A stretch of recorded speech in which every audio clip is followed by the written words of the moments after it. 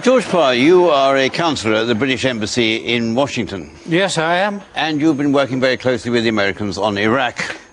Yes, but it's not my fault. Sorry, what isn't your fault? Anything.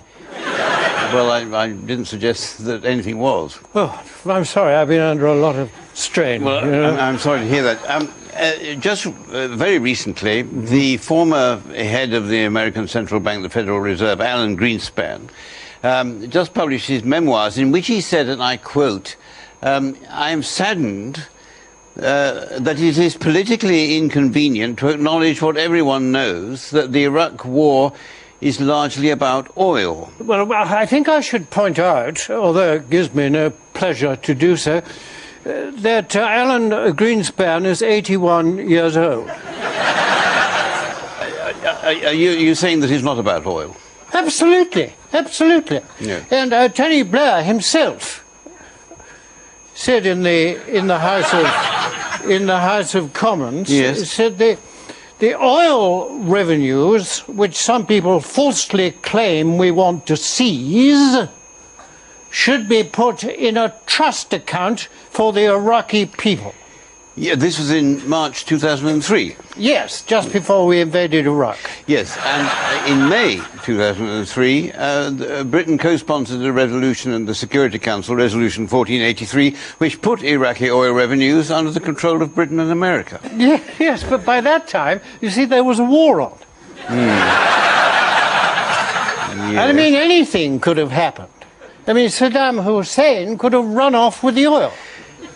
Well, I mean, that's not very likely. It's in the ground, isn't it? Well, so was Saddam Hussein. Well, yes. But in any case, there is going to be a new law in Iraq which will be ratified by the Iraqi parliament, which just sets out exactly what is going to happen to the Iraqi oil.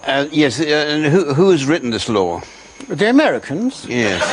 Well, they know a lot about oil. I mean, they use more of it than anyone else in the world. Yes, and who has seen the drafts? Well, the people that matter. The people that matter have seen the draft are the American government, the World Bank, and, of course, the major oil companies. Yes. The Iraqis?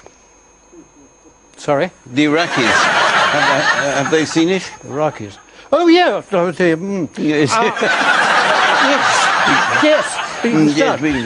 Yes. Well, they're going to have to ratify it, you see, so they will see it at some point. Yes. I see. And it's a wonderful thing because it gives no fewer than 17 of the known oil fields in Iraq to the Iraqi National Oil Company. Really? 17? And yes. How many oil fields are there? 80. 80. Well, that's only the known reserves, and they amount to about 115 billion barrels of oil. And there are more than that, you think? It's somewhere in the... Many more, yes. It's thought there to be around 220 to 300 billion barrels of oil. And worth how much? Well, at the present price, at about $30 trillion. What sort of deal will the oil companies get under this new legislation? Well, what will happen is that after recovering their development costs, obviously, the oil companies will keep 20% of the profits, and the rest will go to the Iraqi government. It is a risk doing business, isn't it, in Iraq? No, not to get the oil. Well, not at all, you see, because all the fields have been mapped, and there are no exploration costs, and the oil is just beneath the surface of the sand, so all you have to do is pump it out. Yes. Although I suppose they have to work with the Iraqi government. Yes. And in some ways, they might have preferred, in the best of all possible worlds, an Iraqi government that was strong. Strong, yes. Would they not prefer that? No. No. No, because if the Iraqi government was strong, they wouldn't get such a good deal for the oil. Oh, yes. And if it was very strong, the Iraqis might say, we'll nationalize the oil, and we'll look after it, and you must go away. Go away, yes. But everybody agrees, don't they, really, that Iraq is now in a mess. And the reason it's in a mess has been the mistakes that the Americans have made since the invasion. I mean, that's generally agreed, isn't it? What mistakes? Well, I mean, I don't know, disbanding the Iraqi army, firing the civil service, alienating the population, the surge which inflamed the violence. Millions of middle-class Iraqis have left the country. Yes, but by leaving the country, you see, the oil industry can't be run by that middle class. No. So it'll have to be run by the Americans. Yes. And also the violence justifies the Americans in building their bases. Sorry, what bases? Oh, they're building 5 permanent military bases in Iraq. Each will take about 20,000 troops.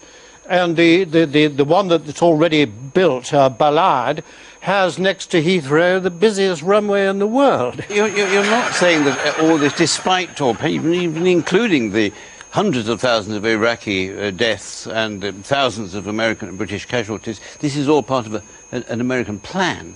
Well, I mean, what has happened is the situation is an excuse for the Americans to have their troops there. So the mess, which we think of as a mess, isn't really a mess at all. Well, if you call a mess sitting on a quarter of the world's oil and getting it cheaply for the next 30 years, I imagine it's a mess they're very happy to be in. Yeah. You know, so this can mean only one thing. Only one thing. Yes. It means that George Bush is a genius. Yes. George Farr, thank you very much. Thank you.